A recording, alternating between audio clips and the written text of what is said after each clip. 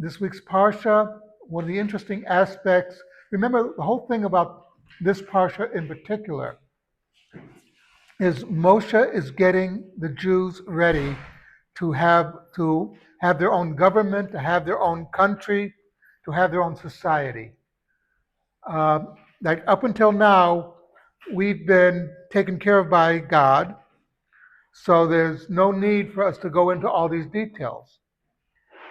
And one of the questions that comes up, of course, we have the Torah.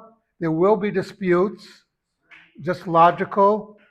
Shimon and Reuben have a dispute, a monetary dispute. They go to a Beit Din, and they have to get it resolved, and the decision has to be accepted by everybody. And then there's the if the local Beit Din can't decide, it goes to the Sanhedrin. Now comes up the issue, what happens if a member of the Sanhedrin, so we're dealing with the top scholars of the Jewish people, one of them disagrees with his colleagues. And he says, I don't care what you say, I'm going to do it my way. I'm not going to listen to your opinion. And that is considered to be a rebellious elder. He's somebody who should know better.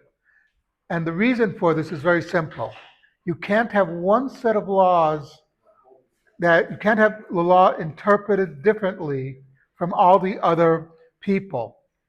It has to be one set of laws for everybody.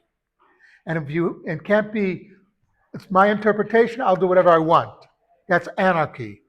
That'll destroy basically society. So what the parsha is coming to teach us is no matter how you feel about the rulings, even if you are a chacham, even if you know Shas backwards and forwards, up and down, if the opinion of the Rabbanim, if the opinion of Sanhedrin goes against you, you have to listen to them. And you have to do what they say. Very interesting note, Rabbi Yosef Karo's son was engaged to be married to the Ari in Sfat. And at the Suda celebrating the engagement, as they came home, Rav Yosef Karo turned to his wife, and Rav Yosef Karo, by the way, at this point was 81 years old.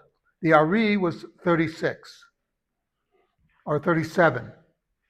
And he said, you should know the Ari is 100 times my master in all forms of Jewish learning. This is the author of the Shulchan Aruch.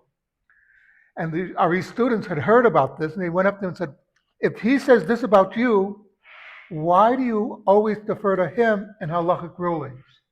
And the Ari replied, it's very simple. He's the chief rabbi. I am not. His opinion is the one that matters. Therefore, if I have a shaila, I go to him. Something to think about. Do we still have a minyan?